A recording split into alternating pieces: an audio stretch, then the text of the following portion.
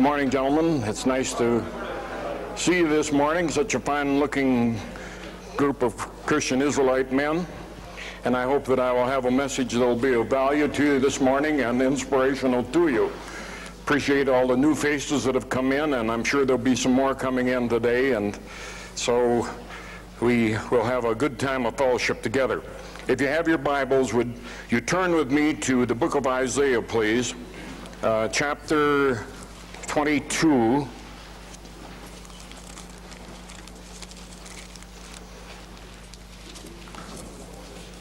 And we'll begin reading in, oh, wait a minute here. This should be Jeremiah, I believe, or maybe Ezekiel.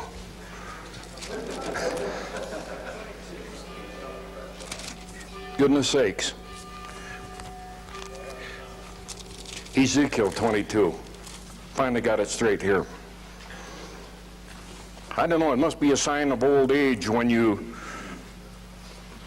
put one thing down on your notes and then have another thing on another place, and they're contrary to each other. But I want to speak to you this morning on the subject of give me 10 men. And if you'll notice in the 24th verse of the 22nd chapter of Ezekiel, it says, Son of man, say unto her, and it's speaking here of Israel, Thou art the land that is not cleansed nor rained upon in the day of indignation. There is a conspiracy of her prophets in the midst thereof, like a roaring lion ravening the prey. They have devoured souls, they have taken treasure and precious things, they have made her many widows in the midst thereof. Her priests have violated my laws and have profaned my holy things. They have put no difference between the holy and the profane, neither have they showed difference between the unclean and the clean, and have hid their eyes from my Sabbaths, and I am profaned among them. Her princes, and we could say here our legislators, in the midst thereof are like wolves ravening the prey, to shed blood and to destroy souls, to get dishonest gain. And her prophets have daubed themselves with untempered mortar. In other words, that means patched up mortar. Seeing vanity and divining lies unto them, saying, Apostle Paul, am I to become your enemy? Because I tell you the truth, because I'm going to be very harsh in some of my evaluation.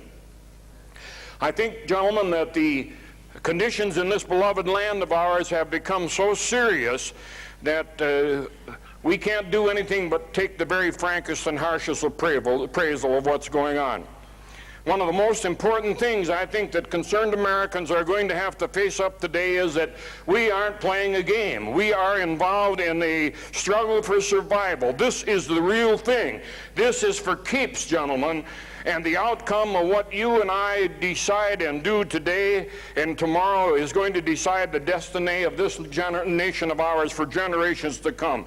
And I think we're living probably right now in the most crucial time in American history.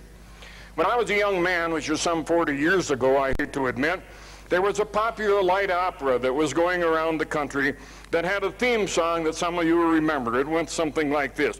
Give me some men who are stout-hearted men who will fight for the right they adore. Start me with 10 who are stout-hearted men, and I'll soon give you 10,000 more. Oh, bolder and bolder and show.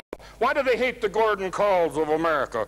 Why do they want to disarm our American people, our good, patriotic people? I tell you why, because they know that out there somewhere are strong Americans, Christian Americans, true Americans who can't be bought and they can't be intimidated, and it scares hell out of them. That's the reason why. You see, the trouble is when this thing that courage is that sometimes we put it in the wrong place.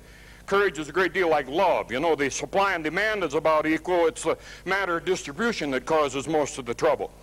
And, you know, a teenager that gets behind the wheel of a high-powered car and shows his courage by playing chicken out on the highway, he may be brave, all right, but he is misusing his bravery, you see. So we've got to learn for our people to put bravery in the proper place.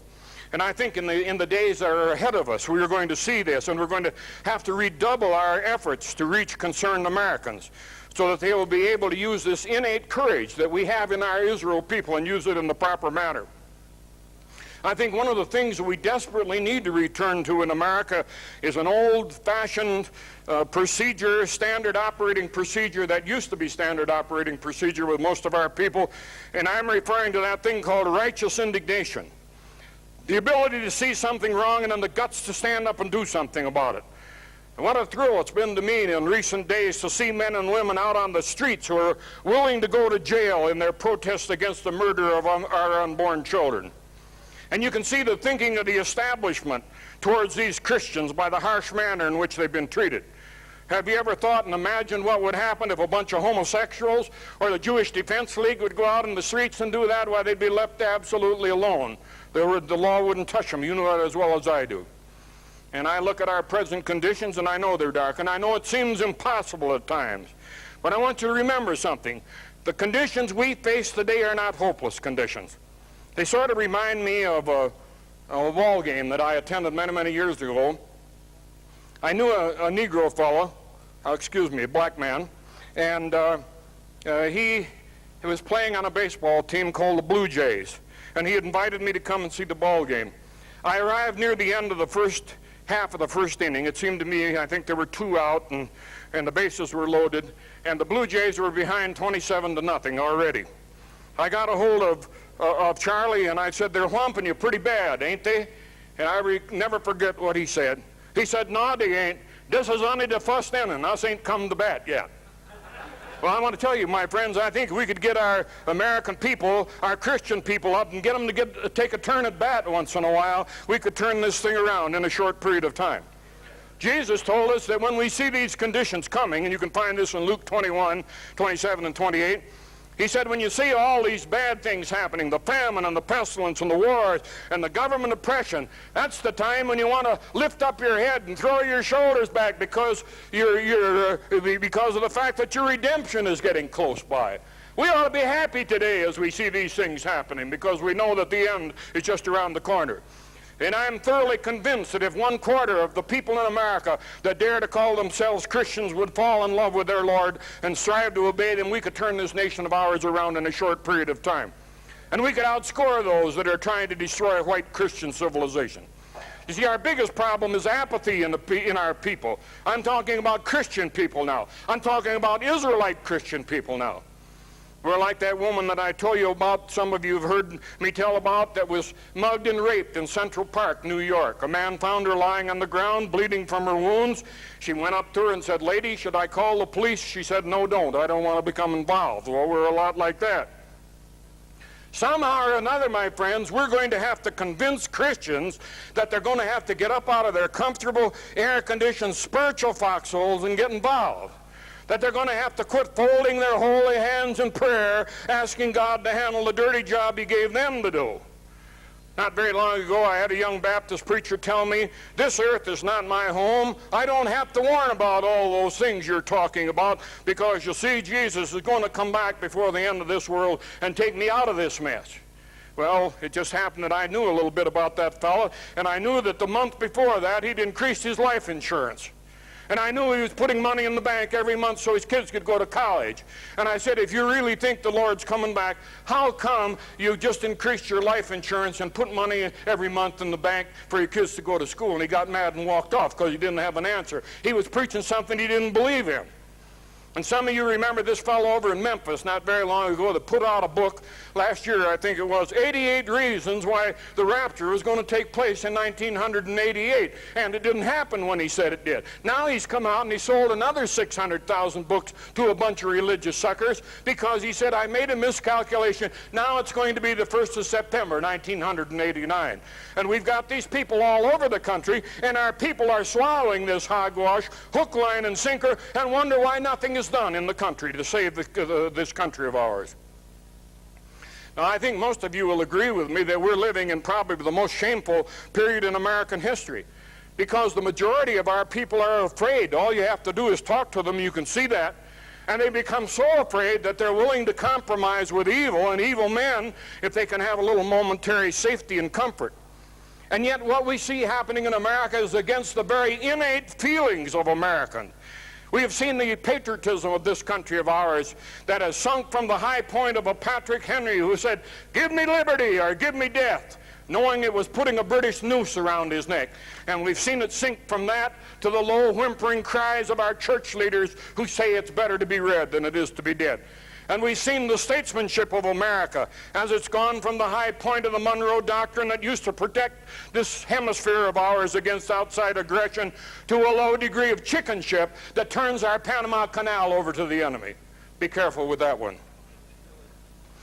And today we are being governed by the eighth consecutive administration that I can think of, which is trying to transplant the heart of a chicken into the American eagle. And I don't know about you, I'm sick and tired of it, and I intend to do something to see that it stops.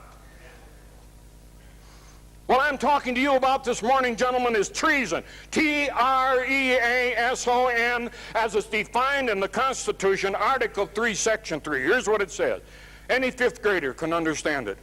Treason shall consist only in levying war against them, the United States, adhering to their enemies, giving them aid or comfort. And of what has happened in this country of ours since World War II in our legislature is not giving aid and comfort to our enemies. I don't understand what the English language means. There is very, very little doubt in my mind that the dope trade in America that is tearing up our young people could be slowed down to a trickle if it wasn't because they're receiving support in high echelons of our government. That's the reason why we're not having anything done. It's a proven fact. And it's proven fact that men that are surrounding our president today, President Bush, are involved in this drug traffic. We have been told by our government that only America has stood against the evil empire of Talmudic communism. And our government has siphoned off hundreds of billions of dollars of our money to protect ourselves against this. And yet in 14 different major occasions that I can think of since the end of World War II, when the enemies of America have been on the verge of economic collapse, who put them on their feet again? Was it another communist country? Of course not. It was your government and my government using our tax money that have put them on their feet and kept them alive all during this period of time. And if that isn't treason, I don't understand the meaning of the word treason. Fear has caused our public school teachers to become hostages many times to those they teach and to lower their morals because of the fact that they are working under evil men in the National Education Association. If you don't believe that, you go back to January 1968 and get a hold of Today's Education, which is the monthly journal of the National Education Association, and there the president of the organization is predicting that by the end of the 1980s, American educators will control all the modes of thinking and living in the United States. That's the purpose of what they're working for.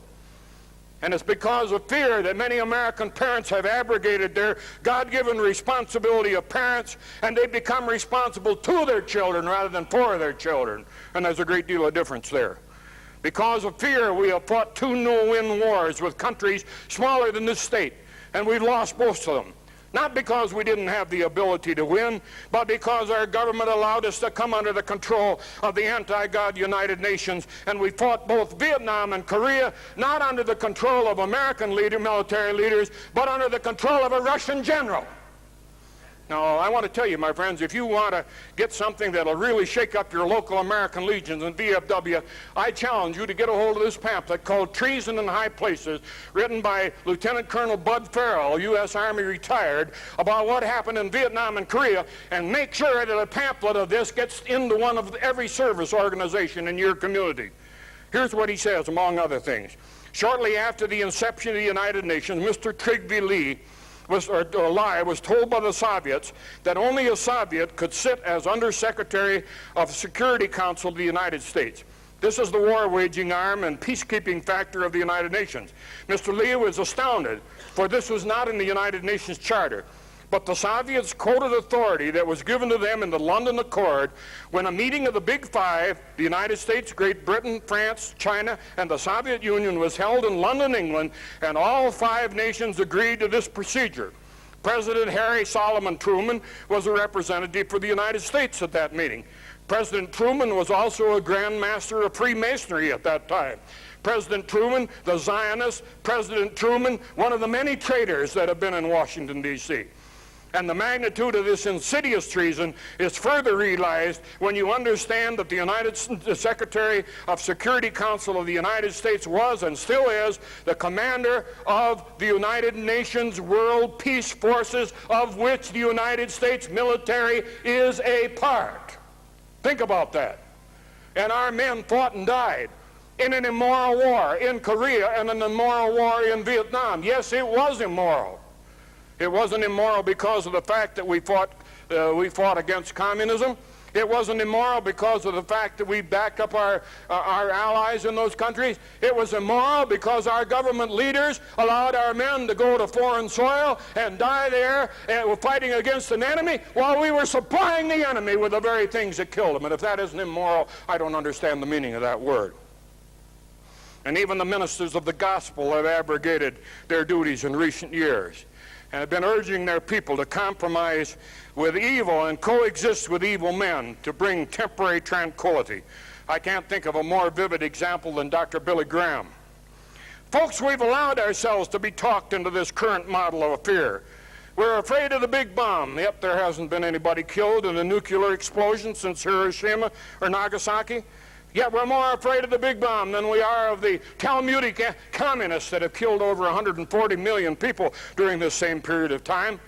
Many Americans are so scared to death to be poor, but they're more afraid of an honest day's work, so they'd rather go to the welfare and feed off the public trough while they have somebody else take care of them. They're more anxious for government handouts than they are in being free. How did we get into this mess we're in? I believe it's because patriotic Christians like you and me have abrogated our duties as Christians. We've turned our back on the law of God Almighty. We're paying through the nose for it. We've said in essence, we'll do things our way. After all, we're only doing our own thing, and we've led this country to disaster because of that. Over 2,500 years ago, the Greek philosopher Aristotle made this observation: republics decline into democracies and then into despotism. We have all of history to prove this, yet men remain blind as stone and deaf in mud. That's what's happening in America. We call ourselves a free people, yet we have bowed down before the bureaucracy of tyranny. And then when a man of courage like Gordon Call comes around and stands up against the establishment, what do they call him? A terrorist. They call him a fascist. They call him all sorts of names. We have chickened out in our desire to be free. That's why I say we need today more than anything else men and women of courage who will take up the fight and will take up the battle for freedom and take it to the enemy for a change. Why do you suppose that the majority of our people follow any politician or preacher that promises them something? We haven't learned the lesson that you can't take anything from the government without having them take twice as much away from you in return. You know, this thinking reminds me of a story my grandfather used to tell about this farmer that had a cow, a milk cow that he wanted to sell. And he put an advertisement in a farm newspaper about it, and one day there was an old farmer showed up to look at the cow. He said, "Tell me about her." Oh, she said, "She's a wonderful milker. She gives enough milk for me and my family and my 5 kids, and there's enough left over to slop 10 pigs. Oh, the farmer says, "That sounds good." Oh, but the first fellow said, "She does better than that. She gives enough milk so that my brother, who lives down the road with 3 kids, he can have all that he wants, and then he makes cottage cheese and butter out of it, and he slops his pigs with it." And the first farmer said, "My goodness, that old girl must eat an awful lot, doesn't she?" And the farmer that wanted to sell the cow said, "No, that's the beauty of this old sister. She don't eat nothing. She sucks herself." Well, that's what we have when we talk about the government, you see. We sort of think that it was something that it keeps going out and handing out and handing out and handing out, and you don't have to put anything into it. And that's the attitude of a lot of Christians today towards our government. We can't seem to get it through our heads that we are not in debt to ourselves, that we're in debt to the international bankers who are trying to control this country of ours. I remember during the presidential campaign in 1976, I was doing some campaigning in Ohio for the presidential nominee John Schmidt of the American Independent Party. Some of you remember him. I was speaking in Sandusky, Ohio, and a black man in the crowd during the question and answer period stood up and he said, "If we votes for your man, what does we get out of it?" That's the general idea of the American public today. Not what's good for America, but what do we get out of it? And our politicians keep blowing this bubble bigger and bigger, never realizing that someday soon it's going to have to blow up. Our young people are so afraid at the prospects that they face that suicide is the #1 killer in American colleges and universities today. And the psychiatrists and the psychologists, the fellows that are supposed to tell us what's wrong, they're killing themselves off 5 times faster than the rest of us nuts because they're scared too and don't know what the answer is, you see. And the time is coming we're going to have to educate our people to accept the truth. And that is, you cannot compromise with evil, either as an individual or as a nation, and ever come out in the driver's seat. It's never happened one single time in 6,000 years of history.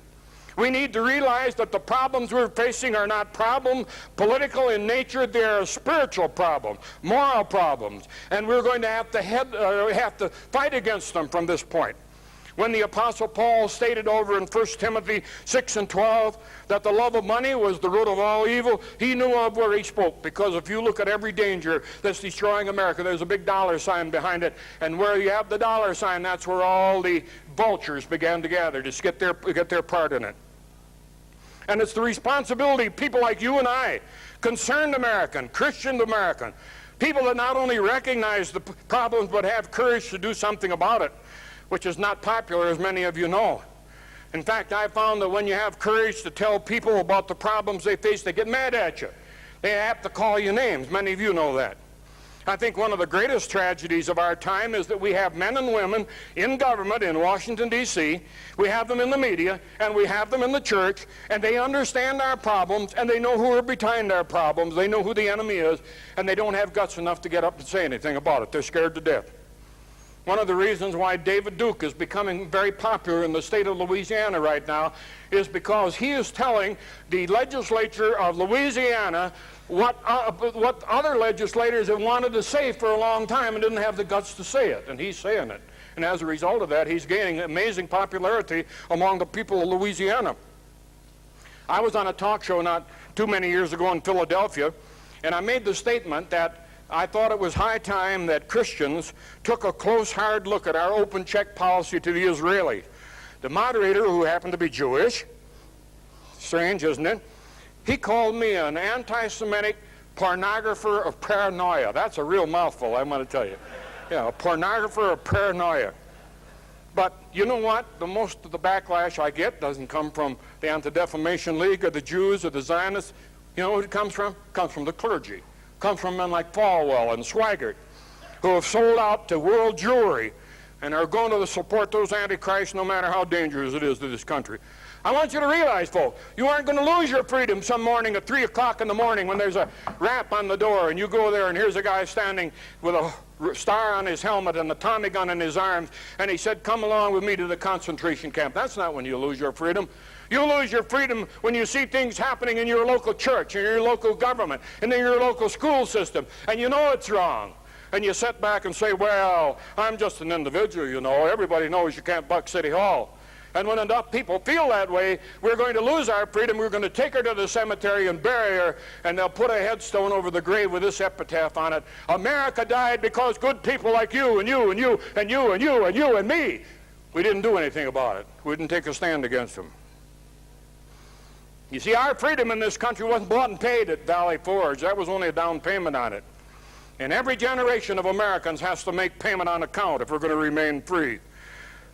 Our freedom in America came about because there were Christian men and women who had a dream of a nation under the control of God, where there would be liberty and justice by obeying the laws of God.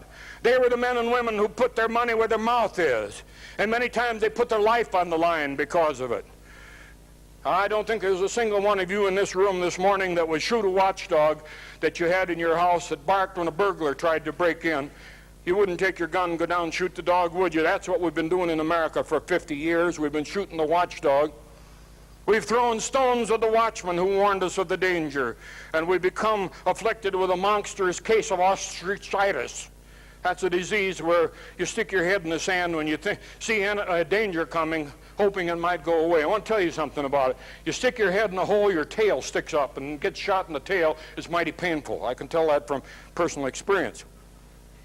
And if we're going to remain free, my friends, we're going to have to do more than just pledge allegiance to the flag. We're going to have to do more than just fly this Old Glory here on national holidays. Because you see, the task of being good Americans goes a lot deeper than just lip service. Because the problems that we're facing in 1989 are too important to waste time playing with them. The reason why we're afraid of the truth is we might be shamed into doing something. I remember a few years ago speaking in Pittsburgh, and a woman coming up to me afterwards and saying, I wish you wouldn't tell us these terrible things about what is happening, because if I find out you're telling the truth, I might have to do something about it, and I don't want to get involved. That's our problem, you see. Well, what's been the result of this stupid thinking anyway? Well, we go to public meetings and we listen to some speaker as he gets up and tells us what a marvelous country we're living in, all the flowery phrases about America's greatness, and then we go home and live meaningless dollars as far as freedom is concerned. You see, you don't reach freedom by going to a dinner meeting where you meet, eat, and then retreat. In order to have freedom, it has to be purchased with sweat and tears and sacrifice, and sometimes with blood. Now, I realize that a lot of our problems arise because of knowing the wrong things. An old hillbilly one time told me that it's not so much from not knowing that causes the trouble as it is from knowing so much it ain't so, and that's true. And you take a survey of what our press has done and what our churches are doing and our school system is doing. I remember during the Vietnam War years, one of our top State Department officials said, one of our toughest tasks is to convince the American people that we can no longer think in terms of a military victory. For God's sakes, what were they doing over there then if they didn't want to win? Why did we send our men over there if we didn't want to? No wonder we've got disillusioned war veterans from Vietnam and Korea. There's reason for it. And in many, many areas, it's unpopular to become patriotic. If you believe there's danger to our American way of life and you speak up about it, people are going to call you anti-Semitic and neo-Nazi and all sorts of things, and you might even get knocked over the head if you talk about it too much. I want to tell you, my friends, it's a distinctly unpleasant feeling to serve your government for 20 years or more and put your life on the line many times and then finally turn around and have them try to rob you. It's an unpleasant feeling, but it's nothing new. It's the common path of anti-God dictators down through the history of the world, and it's what we're facing today. And a very wise man one time said, if we won't learn from the mistakes of history, we're going to repeat them. And so when free men and women back away from their responsibility, there's no power on earth that's going to keep those people free, because God isn't going to step in if we're not doing our part. And today because of the treason of our people, we see a strange image that's going on in America, of the world.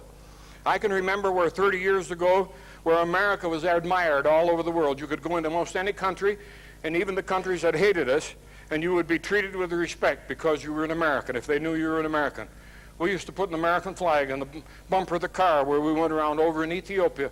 And over there, the bandits out on the highway that would shoot up the Italians and shoot up the Swedish and the other nationalities over there, they left us strictly alone when they knew that we were American.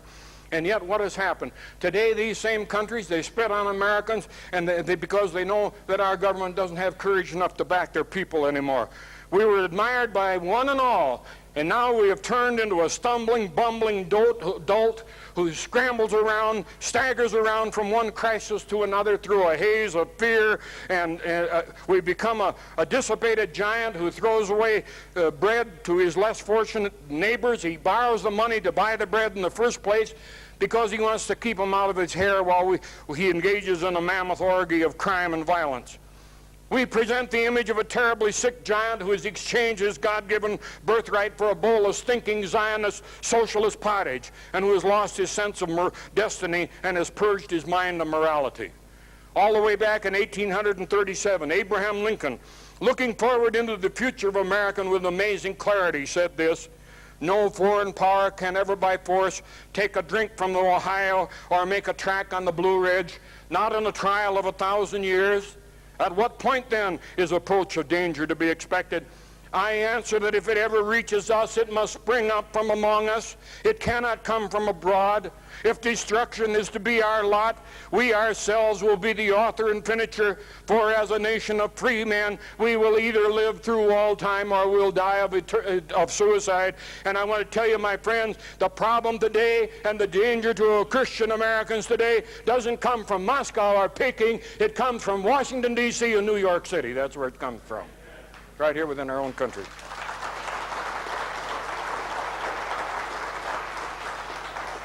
It was about 2,000 years ago when a man by the name of Aristotle, talking about republic, said, the citizen begins first by giving up some part of the Constitution, and so with greater ease they change something else in the government that's more important until they've undermined the entire fabric of the state. And that's what's happened to us. It's time we made a change. You know, folks, we've been living in the most beautiful house that God has ever given to mankind. Nobody else has ever lived like we have before. But we've become so apathetic in our prosperity. We've allowed the termites, the concrete termites, to get down into the basement, and they are gnawing holes in the basement of this beautiful house of ours. And our house is beginning to slide down the hill towards the precipice of destruction. And the whole world is standing by with bated breath, wondering what we're going to do about it. Are we going to ride her down to destruction? Are we going to jump off before she goes over the edge? Or are we going to go down in the basement and call in the Terminex exterminator and get rid of the bugs that are destroying us and then patch that nation up and make her strong again as God wants us to be? About 215 years ago, on a fateful day in September 1774, the First Continental Congress of the United States met in Philadelphia. It was in chaos. There were fearful men in that enclave that day. One of them was John Hancock, the president of the Congress. He had just pointed out the benefits of British citizenship and the dangers of a revolution. When John Adams of Massachusetts rose and pointing his finger at Hancock, he spoke these words that have come ringing down to us through the corridors of history. Sink or swim, live or die, survive or perish, I give my heart and hand to this vote. We may not live to see the time when this declaration is made good. We may die on a British scaffold. If it be the pleasure of heaven that this country should require the offering of my life, the victim is ready. But while I live, let me have a free country, or at least the hope of a free country. But whatever our fate, rest assured, this declaration will stand. It will cost treasure, it will cost blood, but it will stand, and it will richly compensate for both. Through the gloom of the present, I see the brightness of the future. Sir, before God, I believe the hour has come. My judgment approves this measure. My whole heart is in it. It is my living sentiment, and by the blessing of Almighty God, it will be my dying statement. Independence now, and independence forever! Amen. And he sat down, and to thunderous applause,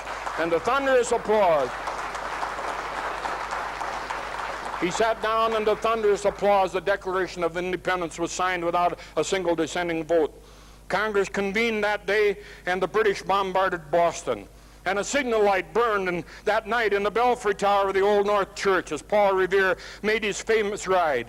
And then on April the 19th, 1775, the shot heard around the world was fired at Concord as American farmers and clerks exchanged the first shots of the war for independence with the British regulars. Many of you can remember back in school Henry Wadsworth Longfellow famous poem, "Listen, my children, and you will hear of the famous ride of Paul Revere. 'Twas in the summer '75. Hardly a man is still alive that remembers that fateful day or year. He said to his friend, if the British march by land or sea from the town tonight, hang a lantern as a signal light in the belfry tower of Old North Church, one by land and two by sea, while I on the opposite shore will be ready to ride and spread the alarm to every Middlesex village and farm for the country folk to be up and to arm." And when the British regulars met, they were met by ball for ball as they fired at the British regulars, and the farmers gave them ball for ball. And they fled. After they had fired one volley, they fled because they were determined men that were determined to remain free. George Washington was named commander-in-chief, and his first official act was to declare a day of fasting and prayer. His army was small. They were ill-equipped.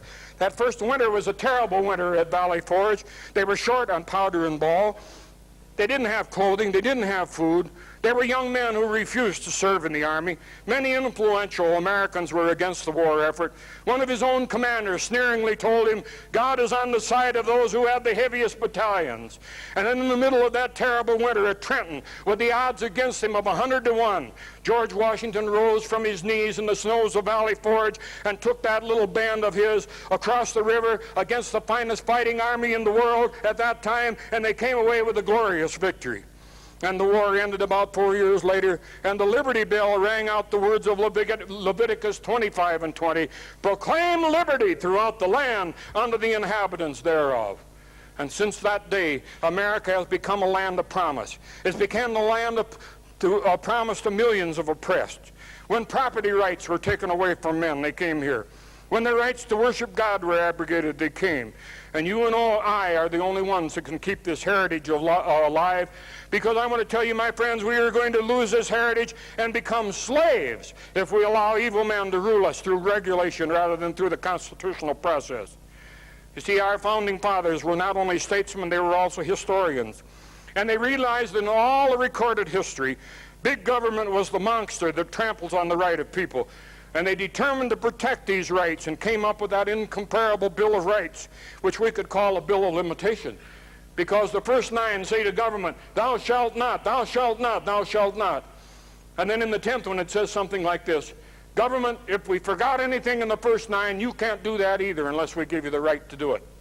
And it's been by following those things that we have remained free.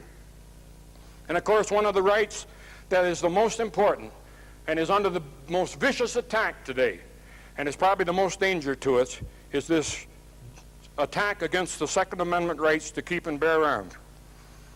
Most people, even members of the National Rifle Association, don't realize that the Second Amendment was not written to give you a right to have a gun to go hunting with. It wasn't giving you the right to have a gun so that you could go down and have target practice when you wanted it.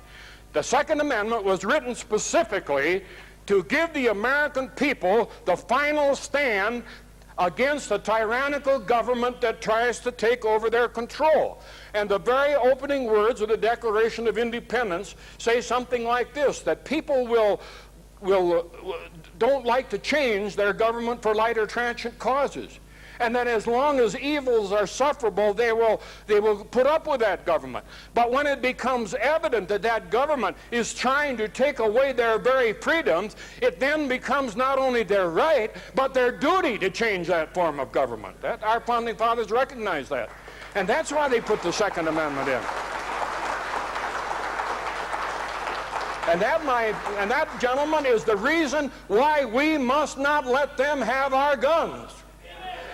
We must not let them have our gun, because we're going to see a drive in the near future, I believe, in that direction. It's already in the process. And I want to tell you, my friends, that when you see that drive, you know that this is the last big warning we're going to have before an attempted takeover of the United States of America by our enemies. Now, our enemies are very diabolically clever, and they realize that the only way they can take over is by having Christians do away with their responsibility before God and run from the lessons of history. If we turn from being the salt of the earth to being the salt that has lost its saltiness, there's not much help for this country. And that's why we're going to have to recognize one essential truth. And that is that without the help of Almighty God, this battle cannot be won. We must begin by returning America to the proper essentials, which means getting back to our government based on the laws of God. It means individual Americans are going to have to get themselves into a proper relationship with the Commander-in-Chief, Jesus Christ, because that's the only way we're going to have victory. And so on this day, as I speak to you, Christian Israelite men of America, I don't know of any finer group of men I've ever run into anywhere in the 25 years I've been on the road than the group of men and young men that are in this room today. And I issue you a call of arms today, my friends, that's as essential and as authentic as the one that was given in 1775. And that is that you take up the cause of our founding fathers, and that we return the government of our beloved land of ours into the hands of the people where it belongs, one nation under God. And that we take it out of the hands of these bureaucrats and these crooked politicians and return it to where it belongs. That is our sacred duty. Are you prepared to face the consequences if this isn't done? Are you prepared to see your sons slaughtered in no-win wars for the profit of our enemies? Are you willing to see your wives and daughters raped on the streets of your own cities? Are you willing to allow treason to prosper in our government without a protest? If you can go home into that lovely house of yours and stand in front of the mirror and look yourself in the face and say, all is well, nothing is wrong in this country of ours, I want to tell you then the greatest nation of all times has reached the end of the road, and we're condemned to a terrible death. Some of you have heard me make this plea before, but I think it's authentic, and I'm going to do it again. I want to ask you to do something that might be the toughest thing you've ever done. When you go home from this meeting, those of you that have small children, if you don't have small children at home and you got grandchildren, do it with them. Wait some night until those boys and girls have gone to sleep. And then go in and stand beside them. Don't wake them up. Don't do anything to disturb them, but remind yourself that all the good things that they have and all the good things you have came about because somewhere down in the past there were men and women that had the courage to take a stand. Maybe it was those women that walked across the prairies beside a Conestoga wagon with a Bible under one arm and a rifle under the other. But they put their lives on the line so that we could have a free, truly wonderful Christian nation. It didn't come about automatically. And after you've thought about that, turn around and go out of that room and go to the room where you've got the brightest light and where you can look yourself straight in the face in the mirror. And I dare you, if you've got the guts to do it, to look yourself in the face and ask yourself this question. What have I done in the last year to ensure that America remains free and that it remains the nation that God wants it to? And if you can honestly say to yourself in the presence of your God and your children that you've done your best, all I can say to you is God bless you. But I want to tell you, my friends, if you're like most Israelite Christians that I know of, including Jack Mohr, you ought to get on your knees right there and you ought to ask your God to forgive you for your apathy, and you ought to ask God to give you courage and put some backbone in you till you'll take a stand. Because I tell you, my friends, if you will give us 10 concerned Christian patriots in every community of America, men and women who are not afraid to speak out, men and women who will stand up for righteousness, I'll show you an army of 10 million in this country that'll take a stand against tyranny within a short period of time. And we'll drive the money changers out of the national temple, and we'll go on to the greatness with the help of Almighty God that He wants this country to become. We have that choice, or we can follow the path of least resistance and become a statistic in history. It's up to you what you want. Thank you, and God bless you. This program has been brought to you by Scriptures for America, Post Office Box 764, LaPorte, Colorado 80535. It's available on either VHS or beta cassette. So write Scriptures for America, Post Office Box 764, LaPorte, Colorado 80535.